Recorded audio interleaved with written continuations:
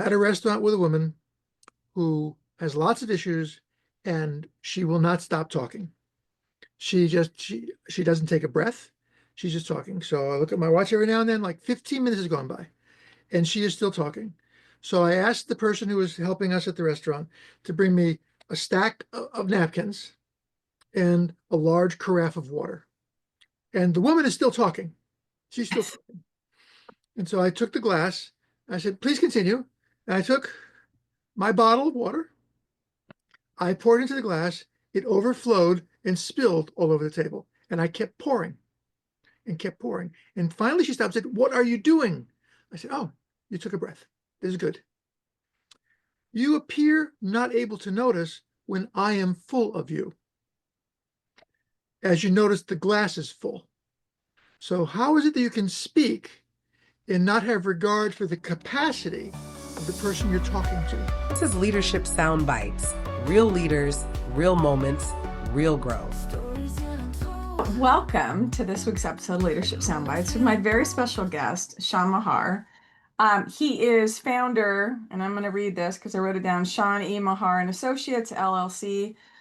Do communications consulting, and I freaking love that. The other part that you just kind of throw in there, by the way, and I'm aspired to do this, and I have a book in progress, is to co-author. But you co-authored a book called Stop Wasting Words with someone else, and as you tell the story, you were told that you had to come to write this book. But Exactly right. yeah, and so I love it, and I'm looking forward to this conversation because I learned so much from you when I was in the room with you last time, and I love the stories and what you've got. So thank you. You have a quote, sir. You have a couple quotes. Yes, thank you very much. And I am delighted to have a chance to spend more time with you. Uh, I find you just thrilling, exciting, inspiring, and all those other good words. So my two quotes are from our book, the full title of which is Stop Wasting Words, Leading Through Conscious Communication. We try to elevate people's conscious. We cannot get better at riding our bike, driving a car, shopping, building, unless we are conscious of what we're doing. So that's our goal, to improve consciousness. The first quote is from our book, is the dedication to Viktor Frankl's thinking. Between stimulus and response, there is a space. In that space is our power to choose our response.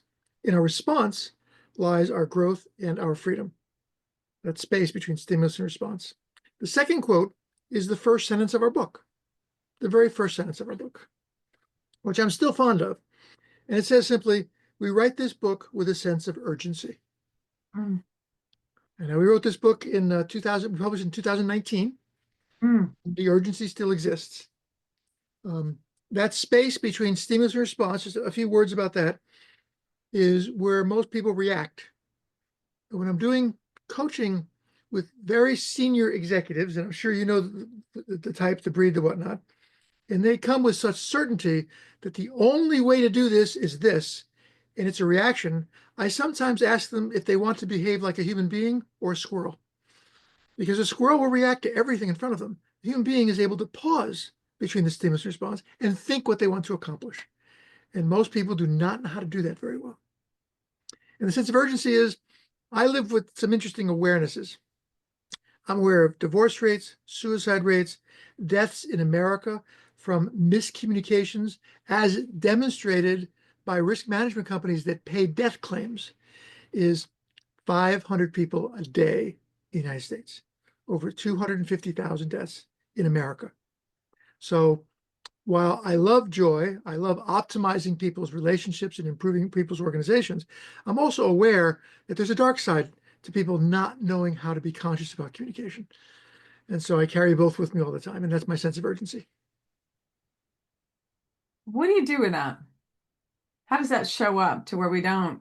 Because I can have urgency that sends me into this fight or flight survivor brain. I can have urgency that is this, I'm going to keep moving forward, yet I'm not stressed in my urgency, so that literally my cognitive learning centers, all this stuff is firing, right? I'm my best self. So how do you manage that leading with aware of urgency, especially with, like you said, the life and death? You've worked in the healthcare space and supporting leaders in that space, as I have as well. And it's different coaching in that space because literally they are making life and death situations. Yes. So how do you balance that? If balance is even the right word, because it doesn't feel like the right word. Well, let's see if we can find the right word together.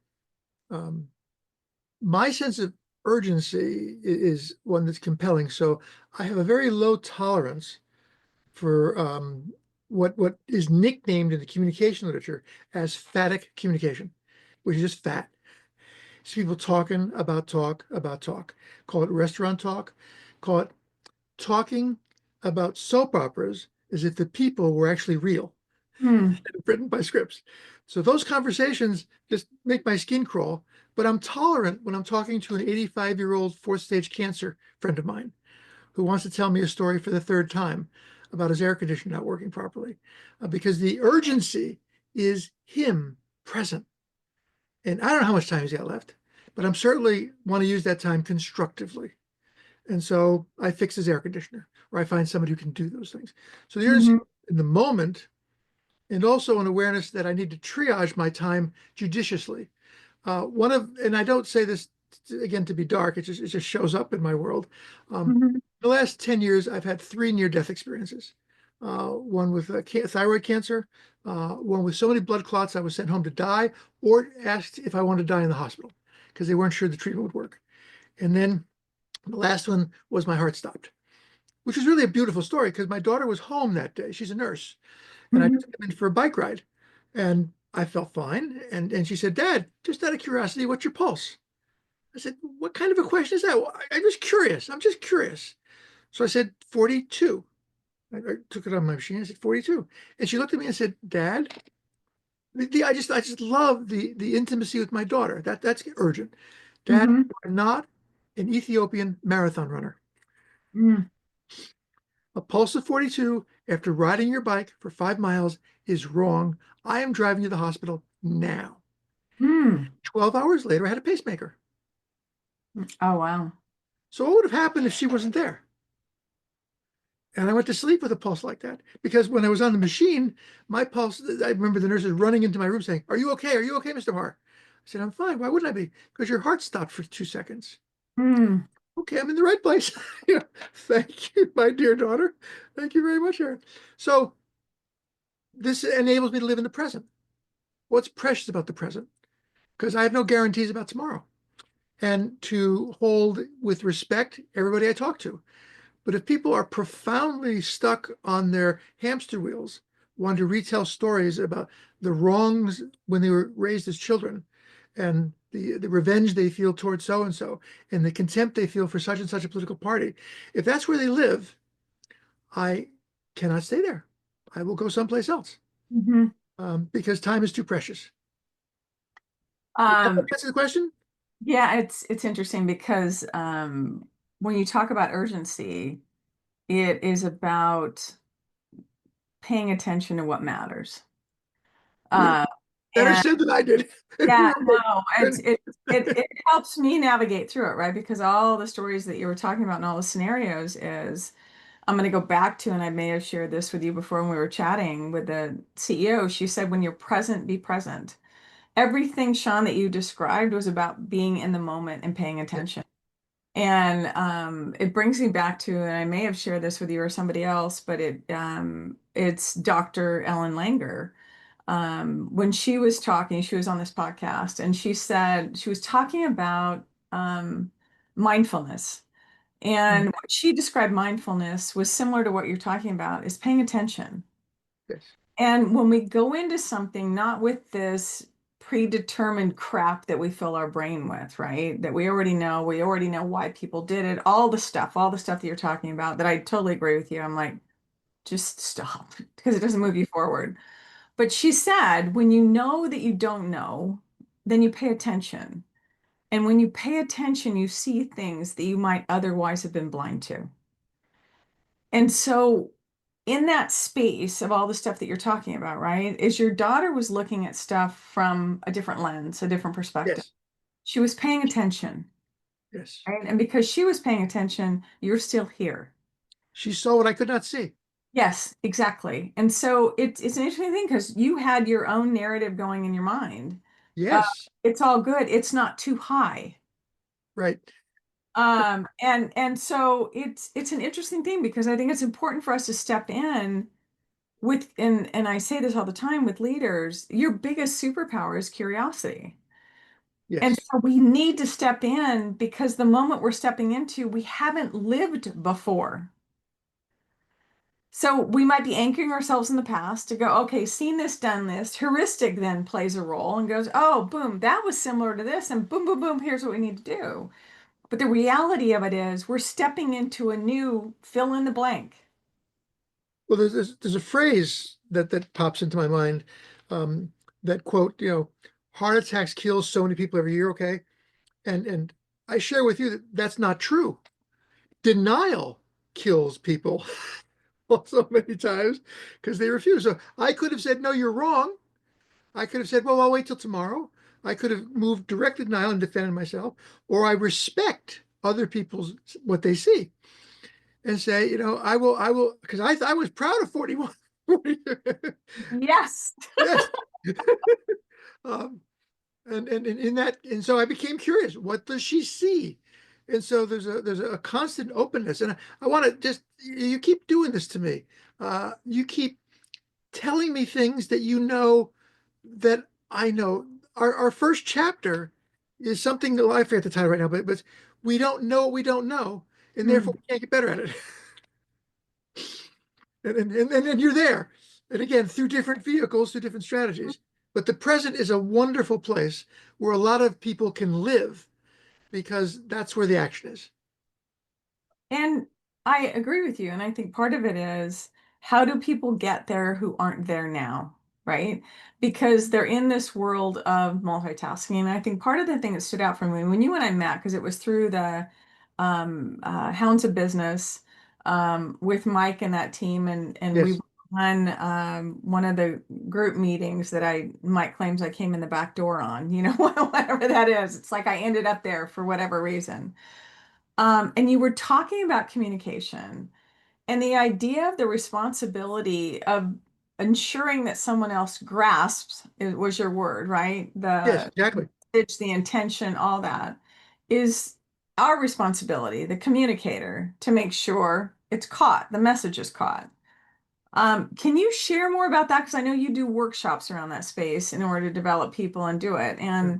And I appreciate the the you taking in the physicality of that with this thing that is something that typically can't be seen.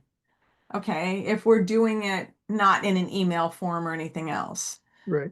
Um, Let me give you an example of how I actually did this at a real live coaching consult. Mhm. I'm at a restaurant with a woman who has lots of issues and she will not stop talking. She doesn't take a breath. She's just talking. So I look at my watch every now and then, like 15 minutes has gone by, and she is still talking. So I asked the person who was helping us at the restaurant to bring me a stack of napkins and a large carafe of water. And the woman is still talking. She's still talking. And so I took the glass. I said, please continue. And I took my bottle of water. I poured into the glass. It overflowed and spilled all over the table. And I kept pouring and kept pouring. And finally she stopped and said, what are you doing? I said, oh, you took a breath. This is good. You appear not able to notice when I am full of you. As you notice, the glass is full. So how is it that you can speak and not have regard for the capacity of the person you're talking to? mm, And then we had a very healthy conversation about her need to speak and not listen because she's afraid of criticism and not yield to those things. Now I wasn't sure where I was going to go. I just knew that physically, in everything she does, whether she's filling her gas tank at home, filling up a tea kettle, pouring a cup of coffee, whatever, she knows what the capacity is of things that she puts things into. But she had no awareness that people also have finite capacity. mm. Because I could have had a sick kid at home, a sick spouse at home. I could have been distracted by something coming up tomorrow. In fact, my car died about 3 weeks ago, 180,000 miles. I wasn't happy. It did distract me for a little bit until we resolved a solution around it. but she was not able to notice people's capacity for hearing her, in which case, why talk if I'm not able to catch? Now, so that's the real life event and how I was able to apply it real time with somebody as a way of just startling them into seeing things differently. Physically, I sometimes, just a brief explanation, help people realize that every muscle in their body is moved to effect an outcome physically. So I don't practice drinking with nothing in my hand. I don't practice starting my car with a key or pushing buttons. I don't practice typing on my keyboard. I do things to affect the world.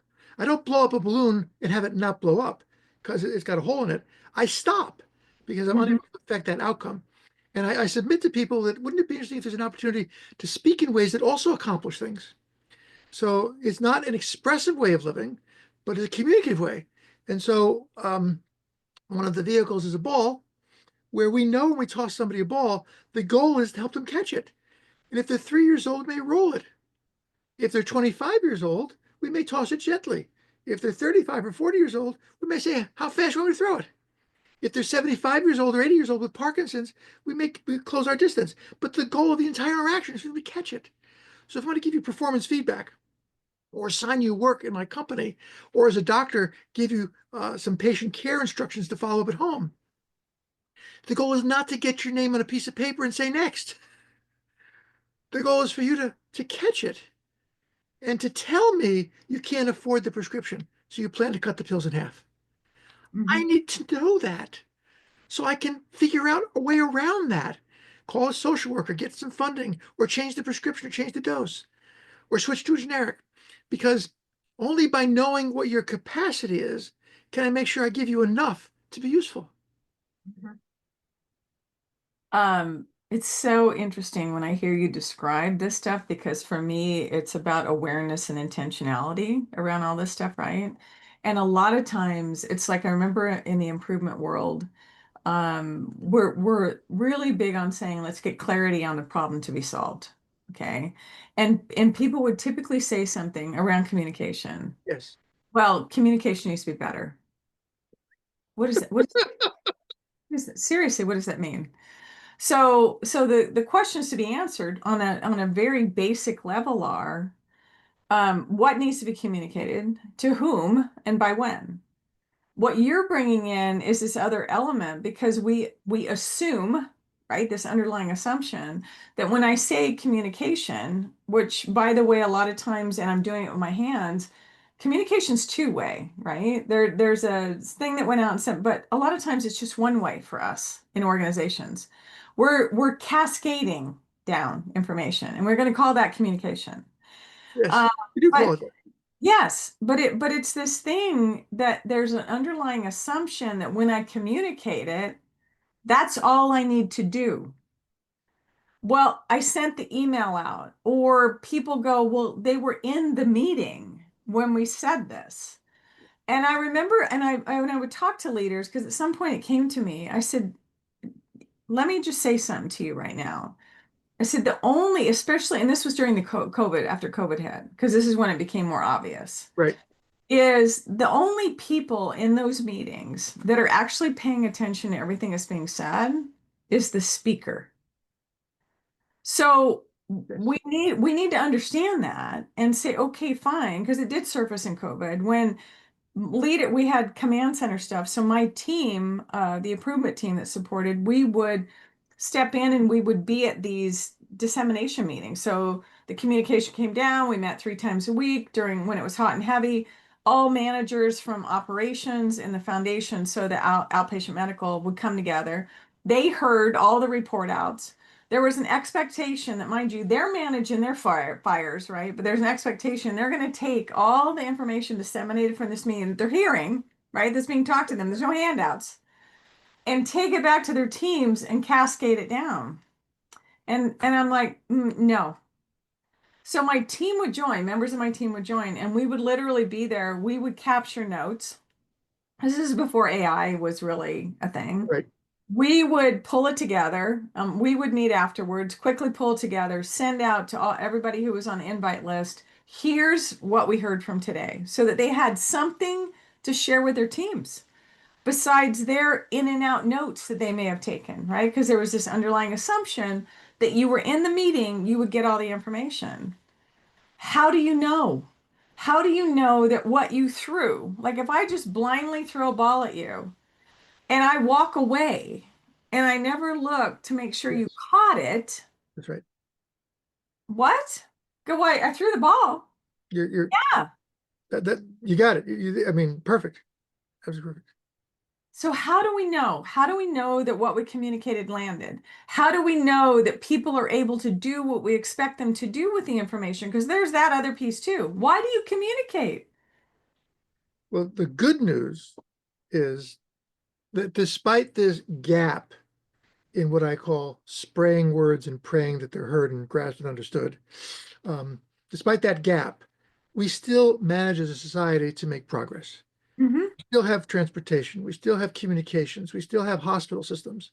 However, because we tend to plateau at our satisfaction with our effectiveness, we live in this country with 250,000 people dying every year for the last 10 years because that's an acceptable level of loss because look what we're achieving.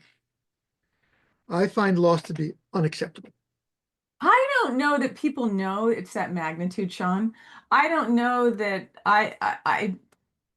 we say that it's an acceptable loss, but if we were to have that front and center in front of people as one of the KPIs or one of the measurements that we look at stuff, and every single week, every single day, there was some measurement to where people would rally around, then it's different. I think they just don't know.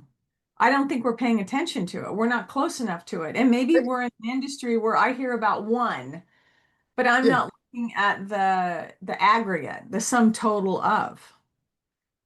I agree with you. They don't know. I also am humored that if you, and I'm not, you don't have to do this right now, but anybody who's watching this can go to their computer and type up what's the third leading cause of death in the United States. It's going to be healthcare errors. Okay. Mhm. So it's not like a secret. And Mm-mm. the risk management work that I've been involved with takes that and breaks it down into which ones are attributable to communication, because that's Mhm. my interest in that. There's also same color medications, handoff errors. There's other things that contribute to that. Um, there's also data to be confounded, like why is it in this community, this hospital has 10 times more deaths than this hospital? This Mhm. hospital must be better, except that this hospital is a community hospital and all the trauma patients go to the other hospital. Mhm. So, so there's always ways of slicing and dicing that stuff. So we're making do. Most people are making do with their eating, and mine needs to be improved. Most are Mhm. making do with their driving. And so if they're not accustomed to snow, they get in accidents. And I like Mhm. pushing my skill sets. So there is the spray and pray method, and there's enough progress there for people to feel like they're making traction. They also have built into that, and we haven't talked about this yet at any time, the opportunity to blame the listener, blame the receiver for not paying attention, for not taking actively. So we have subordinates constantly being brought to HR to be taught how to listen better. Mhm. But we don't have managers being taught how to ensure grasping. Mhm. Now, you asked a good question that I do want to respectfully come back to, which is how do we know grasping is taking place in the first place? Like how does this actually, how does this work? And we are, I hesitate to use the word hardwired, but I have affection for it. We're hardwired to be aware of what we said, not to notice the other person. Because we rehearse what we're going to say, we prepare what we're going to say. If we're at a meeting, we have some peer people come to conclusions about us. We want to say it well. And so we may even prep our people with what points we want to make. And we make those points. I said it. I don't even look to see if it landed. I don't even look. And that's equivalent to people in a room with balls throwing around the room and nobody noticing not being caught. Now, the beauty of this, it's my own beauty, is that when we open our eyes wide, we can see it being caught or not caught with just a couple of little tweaks to our awareness. The first tweak is recognizing that language is part of the machine that prevents us from seeing it caught. So I will say to you, would you please, and this is an example I'm giving you from a gig I did at Toyota Manufacturing in Kentucky. I will say to you, would you please bring me a potato salad for my family reunion this weekend? And you will say, sure, because you're my friend. And I know your word is your bond. But I know also that you're saying it because you got something else you want to do. And you didn't write it down. But I'll hear sure and I'll be happy. I'll say, are you sure you're sure? You'll say, sure, I'm sure. And I'll be happy. I heard the word sure. I can sleep on that. And if it doesn't come, I can blame you for not listening. But I'm protected now because she said sure. Okay. I heard Michelle. She said, I'm happy. So I turned to my audience, about 250 managers in an auditorium. I said, I believe that grasping evidence shows up during the conversation if we just open our eyes and look at it. Now, I'm going to write back that. But if it doesn't show up in the conversation with one question, not waterboarding, not interrogation, not an interview, with one question, I can find out whether or not any grasping took place. What one question should I ask this person who agreed to make potato salad? And they all, I mean, I give them 15 minutes, okay, in different huddles. The consistent response from all the groups was, Sean, ask him if he knows how to cook. What? Ask him if he knows how to cook. That would not be the question I would ask, but okay. So I turned to this guy and said, do you know how to cook? He said, sure. So one of my lessons, imagine this in front of a large audience, is whenever you hear the word sure, think S-H-I-T on people's foreheads because that's all you've got. Okay. It means nothing.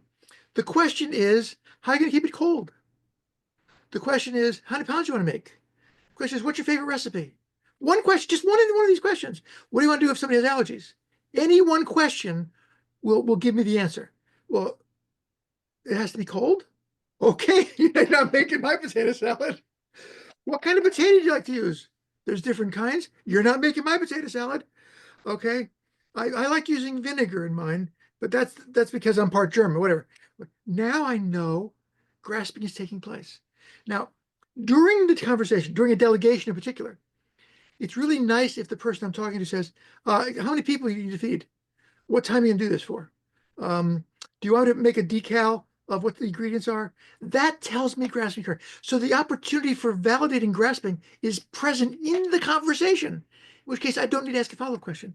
So it's always nice to engage. So I want to move from spraying and praying by talking to people to communicating with people. So the slightest engagement becomes collaborative. And then I know full speed ahead that they're grasping, or I know if they're intimidated. So I look for evidence in their responses. And one of those evidences is interruptions, because they only interrupt because they want to understand. Okay.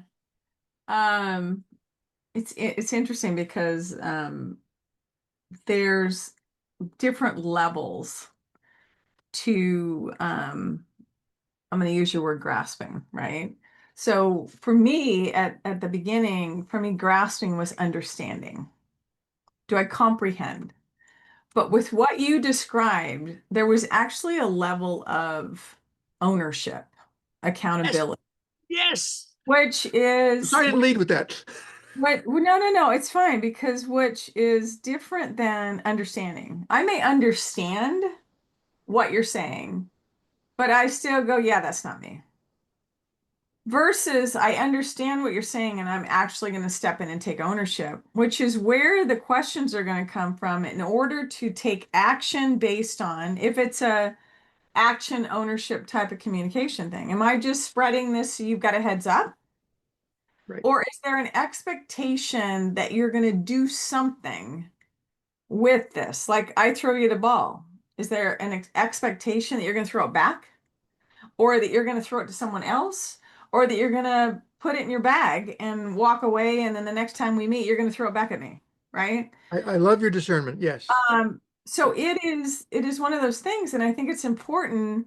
It's like with emails, like in subject emails when I was in corporate world, if I wanted you to respond to this, or it was required that you read it, I'm going to put it in the subject line, like action required, or information, or response required, something so it bumps up in the sea of all these communications that people get. Yes. So it is that kind of thing too. And for me, I want to say at the beginning of it, I'm going to say this, and just like email communication, here's what I need from you in this, right? Yes, Here's yes, the stuff. And a lot of times what people do is they'll bury it somewhere in this communication, depending yes, on who you're communicating with. And I'm going to say perfect, emails typically. Who you're yes. communicating with, they may not read beyond the first sentence. And so you need to lead with that stuff, right? So that they realize, oh, this is me. They're tagging me in. Because otherwise they're going to go take the other stuff that's tapping them on the shoulder or slapping them in the face, and that's what they're going to pay attention to. I believe that speech, like reaching for a glass of coffee, is behavior. And whenever I talk, my interest is that a new or different or more intense behavior occur. If nothing physically happens at all, then I've wasted my breath. Hmm. The world is unchanged. If it's for information to file, and it just my filing cabinet got heavier. If there's no physical outcome, literally, quite literally, from talk, then did the talk do anything but blow hot air? Hmm. Um, So in for me, it's like there's mindset shift, there's actions taking place. So it doesn't have to be I'm physically doing something. It can happen internally as well. Because Yes, yes. I think about coaching and people, and a lot of it's reframing. You know, we'll come with the story we tell ourselves about where something's coming about. We're stuck. We're mentally stuck in this space. And for me, it's like, yeah, you can complain and moan about what's going on, but let's shift this into a different narrative. So we're no longer below the line in victim mode, right? And Partners in Leadership, it was this other framework of see it, own it, solve it, do it. I want to make sure people go to action. Let's keep moving Well, forward. And if you've got language, words that have you stuck and anchored back, pay attention to that and shift them. now, one of those mind shifts, I want to like zoom on this just a minute and a half here. One of those mind shifts is I personally move from wanting to tell you something to wanting to help you accomplish something. Mm, And then my words change. And so when I tell my wife, and forgive me, I like using my wife as an example. When I tell my wife I love her, my goal is not to tell her I love her. I'm not done having said it. I'm not done having texted it. I'm not done with saying thank you. I want her to feel loved. mhm, I want her to tactfully feel hugged, even though I may be thousands of miles away. mhm, I will find words that effect that outcome and not just say, but I told you, I sent you 6 emails saying I love you while I was, well, yeah, it's like, yeah, I love you. Like, no, that doesn't do it. That doesn't do it. When we get back, I'm looking forward to going back to the Iron Kettle for lunch again, because I loved that dinner we had there. Okay. So how do I do that? What's the update on our son's, fighting with the mortgage company to buy a new house? That says, I love you. I care about our family. But mhm, it's a shift, which means I never, because I try to hold myself to the standard and I fail a lot, want to say, I want to tell you something. I want to accomplish something with you. I will never say, I want to give you some feedback. Those words will never come from my mouth again. I want to look at your performance with you and figure out how to get a higher score next year. And mhm, will you work with me on that? So it's a different shift. And as people understand the outcome, they don't say, I want to give feedback. They don't say, I want to give you instructions. They don't say, here's your discharge plan. It's no longer depositing information, this void, which could be somebody else's brain that's full of the stuff. It's, mhm. we got to go someplace with this. And there is a level of coaching, and I want to try and be clear about this. Now, I promise I'll shut up after this point. Oh, you're fine. This stuff, I love this stuff. This stuff lives on a continuum. Okay. So I don't like asking questions because asking questions tend to provoke answers, but there's usually more. So I will ask you, what do you like about this job? Or I'll say, I'm kind of interested in where you get your juice from and how you hope to, what kind of excitement you're interested in. I'm very curious about what you believe you're going to get out of this. I won't say what you get out of it because I'll get a short answer. But I'll say, these are the things I'm interested in and let you respond because I get better data that way. So I don't believe in asking questions. However, if I'm in a strange building and I want to know where the bathroom is, I'm going to say, where's the bathroom? I'm going to ask a very direct question. There's a continuum, but I'm asking a physician who reports to me to explain a diagnosis. I won't say, why did you do it that way? I'll say, I'd like to know your thinking because I trust you, I respect you, and I can't figure out how you came to these conclusions. Help me understand. So all of my work is on this sliding scale. If I thought that the woman who was talking too much in the restaurant couldn't handle me pouring water on the table without her being intimidated, nervous, and scared, I wouldn't have done that. I'm assessing to what extent do I think this might be useful in disrupting her own little hamster wheel and shift to something else. So everything is on a continuum. Um, and I may speak sometimes and sound like it's a black and white world, but really is a very fluid process. You remind me of Edgar Schein in his book, Oh, that was shy. Humble Inquiry. And I got to see him in person one time talking, and just amazing. He was in his 90s when he passed, and he'd actually done a podcast like that the night he passed. He had done a podcast that day, just continually working. But it was this continuum that he described of roles in different roles in organizations, and it's how people showed up from this, very, expert, to where we go to you for knowledge continuum to this one of coach, which is helping develop capability. Yes, Uh, and a lot of times there was a doctor role, I think he described, where we go to people for expertise. We go to doctors for these answers to these things. right, And we have to be very aware of what roles we allow people to step into or what role we may be in because they may not be aligned to the growth of the organization. right. So we have a bunch of experts that we look to those people and then no one else can have that knowledge. It's going to stunt our growth. We're not going to be this collaborative organization. But what struck me, Sean, when you were talking is the shift that I had to go through, and I learned it from John Maxwell because I used to get, even as much time as I've been in front of the room with people, I used to get nervous still. I'd be in a room full of leaders doing leadership development or facilitating something until I made this shift, is that I realized I'm not there for me. I'm there for them.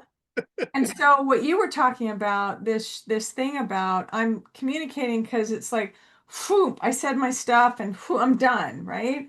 Well, that's about me. It's not about them.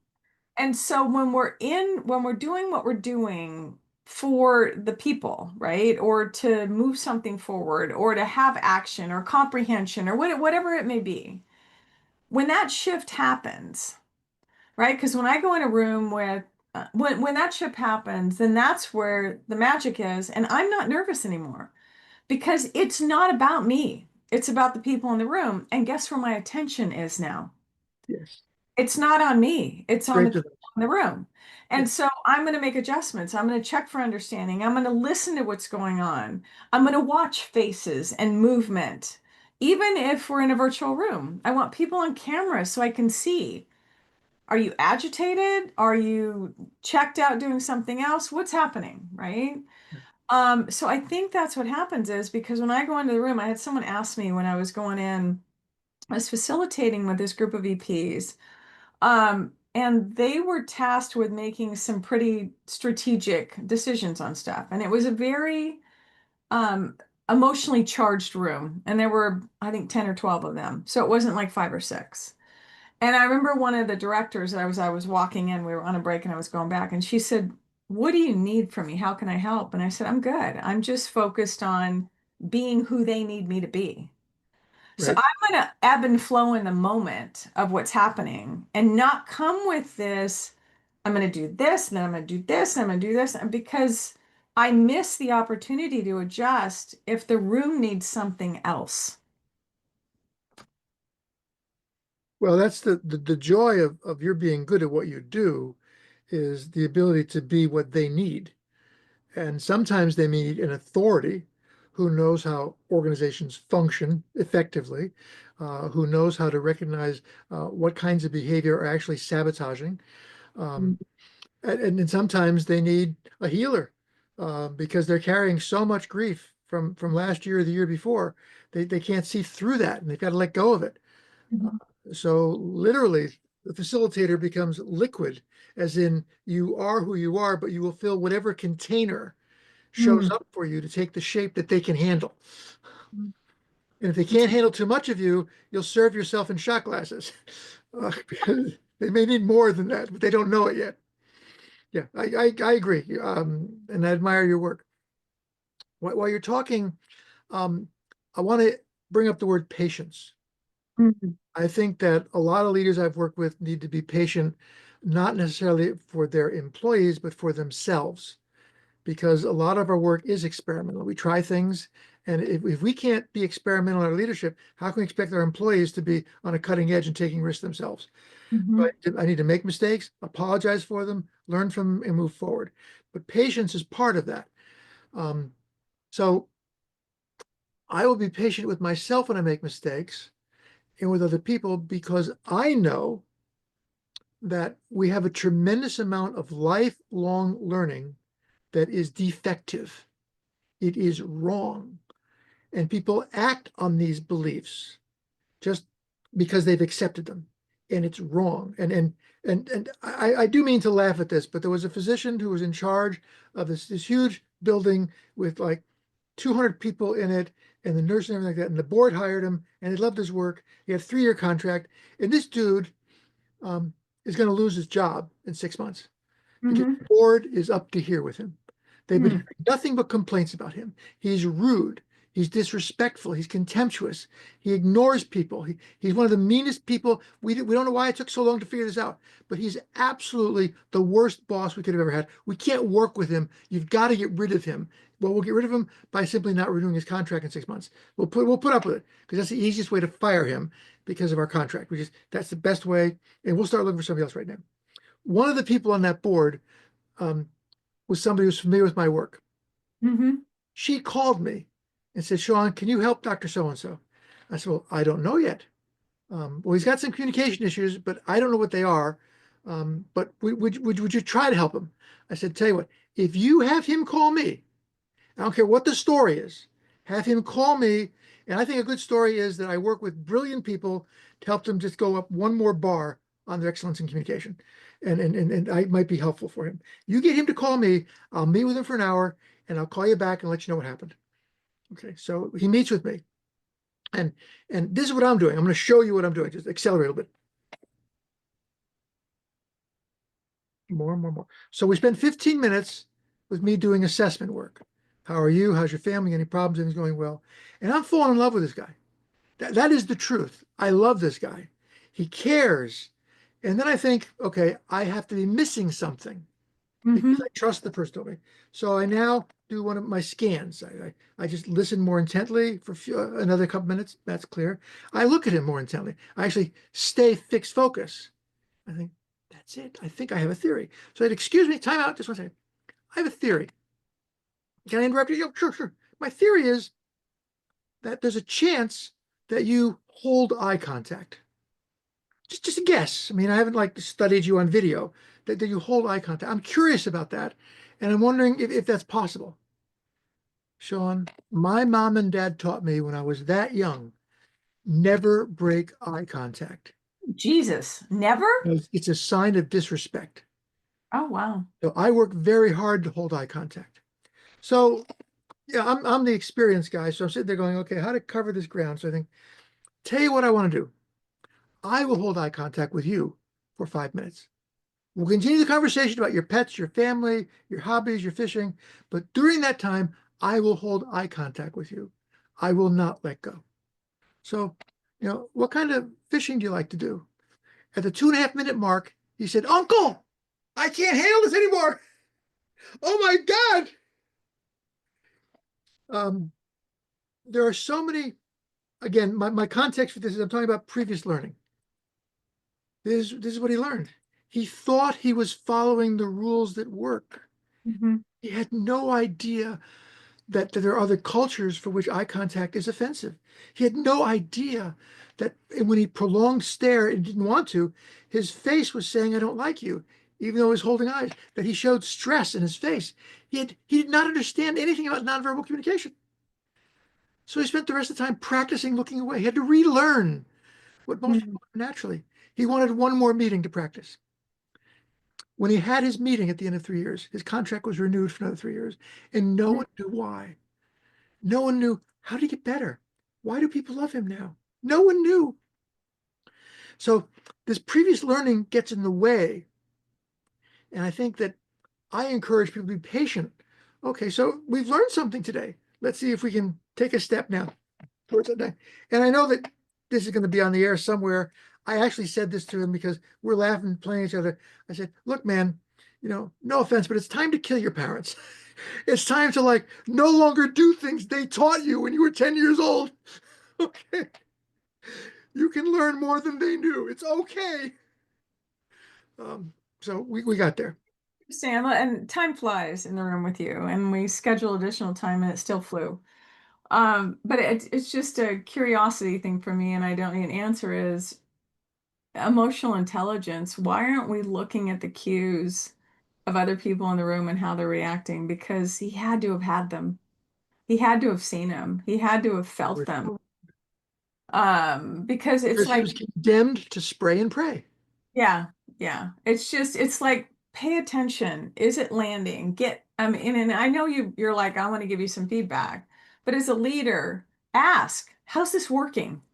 I do Yes. it in coaching. I do it in coaching. I'm like, how's this working for us? I've got a sense of how it's working because I can see you and I want to hear it from you. Um, Portion of your engagement with the client, not your pontification of something you remembered. exactly. Yeah. Um, like I said, we could just go on and on. So That's so kind. I appreciate the time in the room with you, sir. What are one or two things you want people to walk away with? I want to go back to Frankel's quote about the pause between the stimulus and response. We've got to pause. We just gotta like pause and become aware of what's going on. And we can pause like this. Excuse me a second. I feel a sneeze coming out. No, it's okay. And now I'm back. We can pause. Oh, just a second. I just remembered something I got to do when I get home, and we can come back. We can pause. Big pause.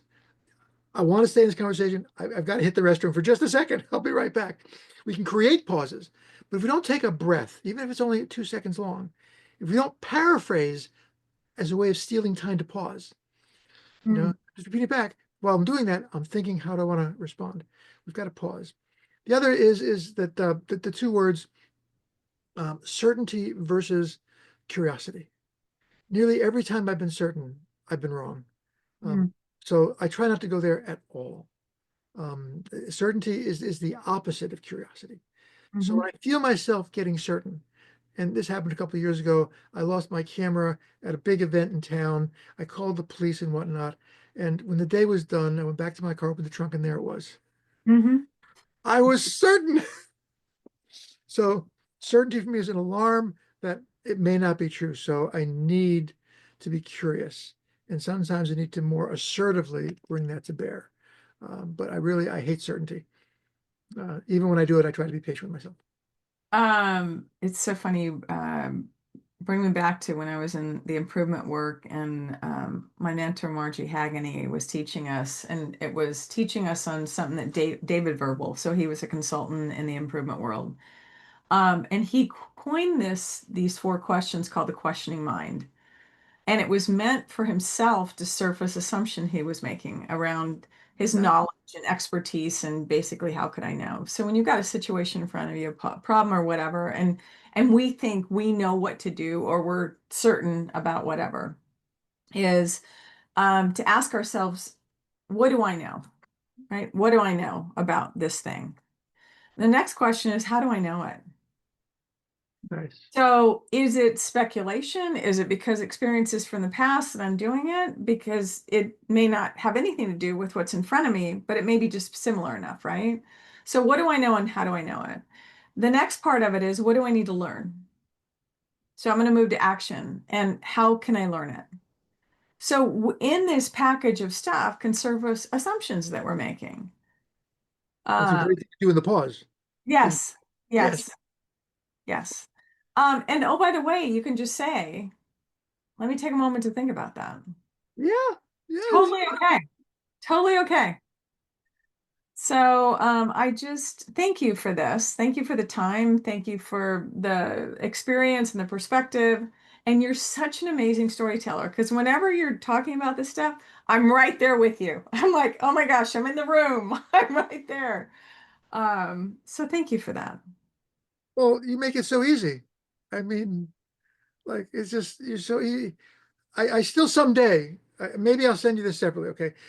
One day I became curious about where does my knowledge come from? So I began this list of what are the streams that feed my lake? Hmm. And so I think I got like 25 or 30 streams.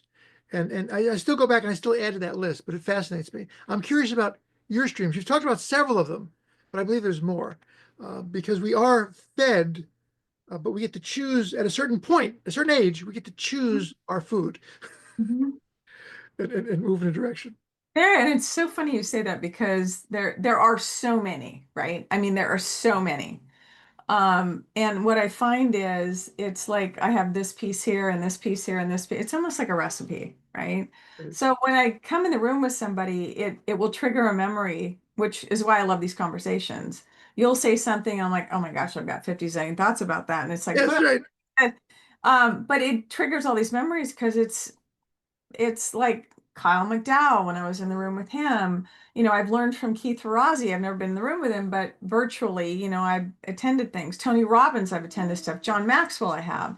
Every leader that I've had on the podcast, anyone that I've ever talked about, all the experiences in my life. And so it's interesting because it's these nuggets and these sound bites, if you will, which is where leadership sound bites that came from that I'm like, oh my God, that has meaning for me. I collect quotes because they trigger a feeling in me. And it's like they said that better than I ever could. Yeah, Right. I've got these TEDx's like Sean Akers on, you know, what I call the happiness advantage one, but it's on something around workforce. You know, another one, David Marquette's video on the greatness video on how he led and his little thing that are these literally 9 to 12 minute things that are so powerful, then we can take them and that's our starting point. right. And then we start unpacking. What did you see? What did you hear? What did that mean for you? What stood out? What do you do with it? So it's everything. It's I everything. mean, as you're speaking, least your viewers think that we created a mutual admiration society here. Um, I am, and you are as well, and I really appreciate this about you, compelled to put out there into the universe the status quo is not good enough. Mhm. We need either in a large or small scale to be trying to help things get better. Mhm. There's a lot of people losing if we don't do that. Mhm. So I appreciate your passion, the passion you bring to this, and your invitation for me to share with you. It has Yeah, sincerely been a delight. thank you. You as well. I want to do this again. So if you're open to that, because I have a feeling, just an inkling that there's so much more that we could talk about that we haven't. Just an inkling. Just Uh, Thank you, sir. This has been thank you. Leadership Soundbites. On behalf of Sean and myself, have a frickin' awesome day. And please like, share, subscribe. If you have a topic, let me know.